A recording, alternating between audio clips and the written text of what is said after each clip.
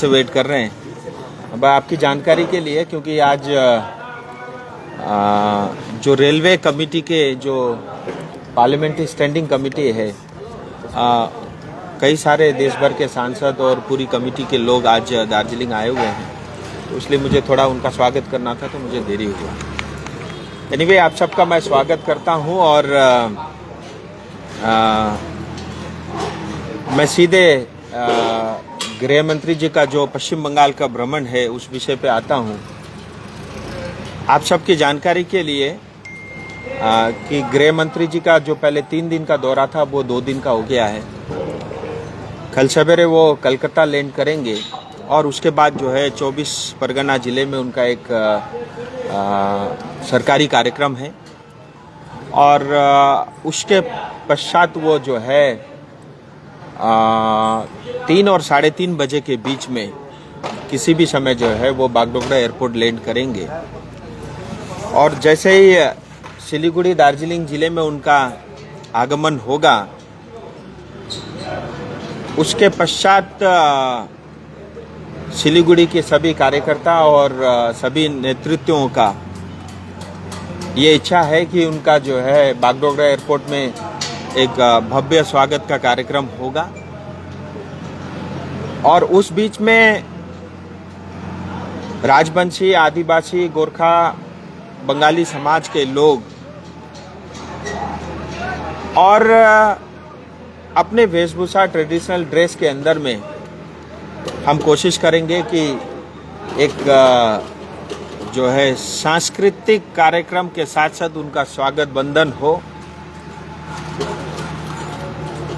और उसके बाद सीधा जो है गृह मंत्री जी का काफिला दार्जिलिंग मोड़ तेंजिंग नोर्गे शेरपा जी का जो प्रतिमा है वहाँ पहुँचेगा। वहाँ पे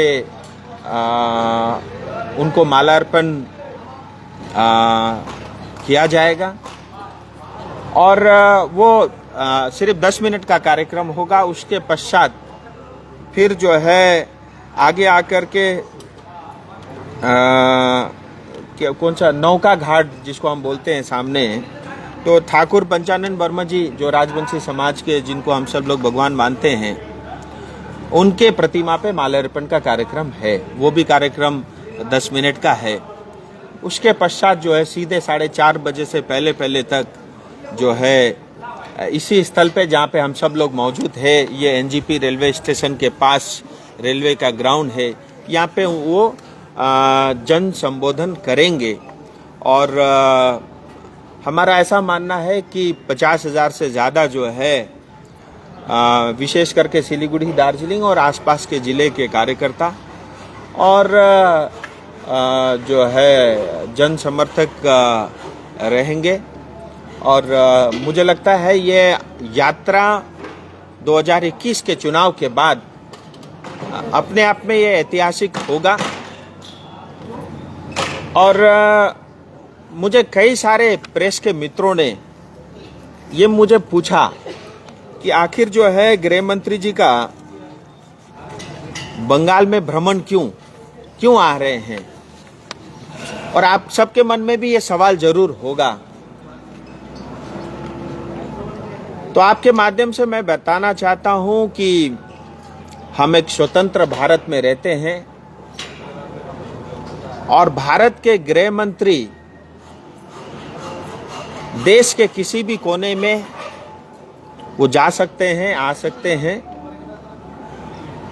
और जो है इसका अधिकार भारत के तमाम सभी नागरिकों को भी है और उनको भी ये अधिकार है। लेकिन हम सब भारतीय जनता पार्टी के कार्यकर्ता, नेतृत्वगण,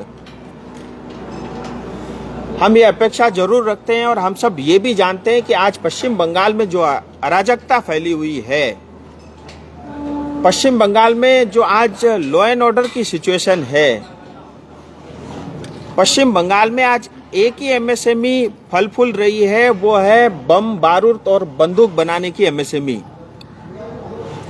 और जो है आज आप देखेंगे आए दिन जो है लोगों की हत्याएं हो रही है, और ये जो मर्डर टेरर का जो एक वातावरण बना हुआ है और हमारी बहन बेटियों के साथ बलात्कार और रेप हो रहा है, और ये जो पुण्य भूमि सुभाष चंद्र बोस की भूमि, स्वामी विवेकानंद जी की भूमि, चैतन्य महाप्रभु जी की भूमि, इस पवित्र भूमि को कलंकित करने का काम टीएमसी और ममता दीदी की सरकार ने किया है। और हमें ये लगता है कि कहीं ना कहीं ये यात्रा पश्चिम बंगाल की 10 करोड़ जनता बहुत अपेक्षा के साथ गृह मंत्री जी का स्वागत करेगी कि हम सब मिलकर के बंगाल को बचाना है और उस अन्याय, अत्याचार और ये जो टेरर, मर्डर, करप्शन की जो सरकार है उसके लिए ये एक चेतावनी भी होगी। और विशेष करके इस दार्जिलिंग और सिलीगुड़ी चिकन नेक रीजन में हम सब जानते हैं किस तरह से यहाँ का भूगोल और इतिहास बदल के रखा हुआ है, और हमें बड़े कष्ट के साथ यह कहना पड़ता है कि पता नहीं आने वाले समय में हम दिवाली या जो है दुर्गा पूजा मना भी पाएंगे या नहीं पाएंगे। इस तरह का भूगोल जो है अपीसमेंट की पॉलिटिक्स टीएमसी के कारण हो रही है, और हम सब आशावादी हैं कि और हम ये अपेक्षा रखते हैं कि गृह मंत्री जी ही वो व्यक्ति है। मैं इतना दावे के साथ कह सकता हूँ, पूरे पश्चिम बंगाल की जो समस्याएं हैं जो टीएमसी के कारण उत्पन्न हुई है, अगर उसका कोई समाधान है वो भारत के गृह मंत्री अमित शाह जी हैं। मुझे इतना ही कहना था। अगर आपके मन में कोई प्रश्न हो तो आप पूछ सकते हैं। देखिए, बागडोगरा एयरपोर्ट से लेकर के जो आगे हाईवे टी पॉइंट तक है, करीब 700-800 मीटर का जो एरिया है, उसके अंदर में उसको आप रैली नहीं कह सकते, उनकी गाड़ी धीरे चलेगी और वहाँ पे जो है उनका जो है स्वागत का कार्यक्रम होगा। फिर उसके पश्चात वो अपनी नॉर्मल गाड़ी में बैठ करके और सीधा दार्जिलिंग मोड़ पहुँचेंगे। दादा, कोई रथ का व्यवस्था किया गया है? रथ की व्यवस्था अभी वो भी हमारे पास अल्टरनेट व्यवस्था है, लेकिन सिक्योरिटी के साथ हमको वो थोड़ा देखना पड़ेगा कि वो कितना अलाउ करेंगे, नहीं करेंगे। बट कुल मिला के ये है कि हमारे सिलीगुड़ी के जो भी यहाँ के कार्यकर्ता और यहाँ की जनता उनको रिसीव करने जाएंगे, उन सब से जो है मतलब गृह मंत्री जी के साथ मिलने का उन सबको सौभाग्य मिलेगा। दादा, वैसे आपने कहा कि पश्चिम बंगाल को बचाने के लिए यही अच्छा टाइम है अभी, इसीलिए वो आ रहे हैं। किस तरह से कोई रणनीति तैयार किया है आपने स्पेशली नॉर्थ बंगाल के लिए? उनको कुछ सौंपा जाएगा, कोई रिपोर्ट या कुछ, जिससे उनको नॉर्थ बंगाल के बारे में और भी कुछ पता चले? देखिए, भारत देश के गृह मंत्री हैं और मुझे जितनी जानकारी है उससे कई अधिक और पूरे देश की जानकारी उनके पास है। और मैं इतना दावे के साथ कह सकता हूं कि पूरे दार्जिलिंग जिले में विशेष करके छोटे से छोटे गांव में भी कोई घटना घटती है तो उसकी भी रिपोर्ट गृह मंत्रालय तक पहुंचती है। ये मैं उस बात का साक्षी हूं। मैं कोई घटना उदाहरण के तौर पे तो नहीं बताऊंगा, लेकिन उस बात का मैं साक्षी हूं। इसीलिए हमसे बेहतर वो समझते हैं, एक जनप्रतिनिधि होने के नाते, चाहे विधायक हो, चाहे सांसद हो, या जिला के जो हमारे अध्यक्ष हैं, उन्होंने समय समय पर जो भी जानकारी ऊपर रखनी होती है वो सरकार में भी और पार्टी में भी रखते आए हैं। उनके पास पूरी रिपोर्ट है और ये बात आज किसी से छुपी हुई नहीं है कि जो पश्चिम बंगाल का जो शासन है, जो लॉ एंड ऑर्डर है, यहाँ पे कोई शासन है ही नहीं। जो शासक है उसी का शासन चलता है। ये तथ्य प्रमाणित है और जग जाहिर है। हम ये मान के चलते हैं ये शंखनाद होगा, ये बिगुल होगा और टीएमसी को अपने तौर तरीके बदलने होंगे।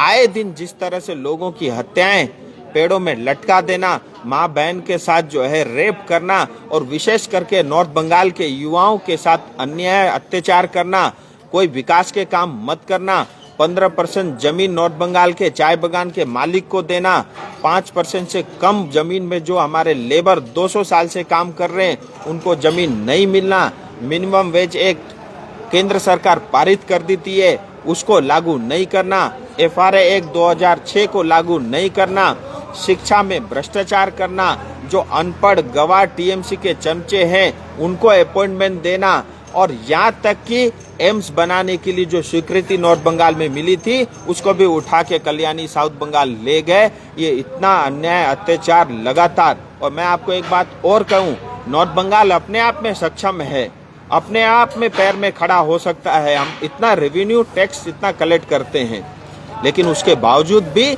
नॉर्थ बंगाल को एक गरीब क्षेत्र बना के रखा है। और जानबूझ के, जिसके कारण जो है, क्योंकि एक बात प्रमाणित है कि चाहे वो राजवंशी हो, चाहे आदिवासी हो, चाहे गोरखा हो, चाहे हिंदी भाषी हो, उसको ना तो टीएमसी ना ममता दीदी ये कतई पसंद नहीं करते। इस वजह से जो है इस नॉर्थ बंगाल क्षेत्र में ज़्यादा अन्याय अत्याचार आज हो रहा है। राजू जी, लगातार आप और भारतीय जनता पार्टी सवाल उठा रही है, यहाँ हत्याएं हो रही है, रेप हो रहे हैं, यहाँ कानून नहीं है, तो ऐसे में केंद्र सरकार क्या उठाने जा रही है? देखिए, ये मेरे पे मेरी टिप्पणी छोड़ दीजिए। महिला आयोग ये बात कह रही है, हाईकोर्ट ये बात कह रहा है, यहाँ तक कि सीबीआई इस बात की जांच कर रही है। आज हाईकोर्ट के अंदर में आप देखिए सुनवाई नहीं हो पाती। टीएमसी के गुंडे हाईकोर्ट के अंदर तक भी घुस गए हैं और हाईकोर्ट को हर एक केस को आज सीबीआई को सौंपना पड़ रहा है। ये वास्तविकता है। और मैं मीडिया के से भी ये निवेदन करता हूँ, मीडिया बिंग ए मीडिया हमारी भी जवाबदेही है समाज के प्रति, देश के प्रति, पश्चिम बंगाल के प्रति, कि जो सच है उसको दिखाएं और किसी एक पार्टी विशेष की मीडिया बन के हम न रहे। और ये अन्याय अत्याचार जो हो रहा है, जितना हमें कष्ट है उतना मीडिया को भी होना चाहिए और होता भी है। लेकिन फिर भी हम इनकी डर की वजह से ऐसी बहुत सारी चीजें दिखा नहीं पाते। मुझे लगता है हम सबको भी आंखें खोलने की आवश्यकता है।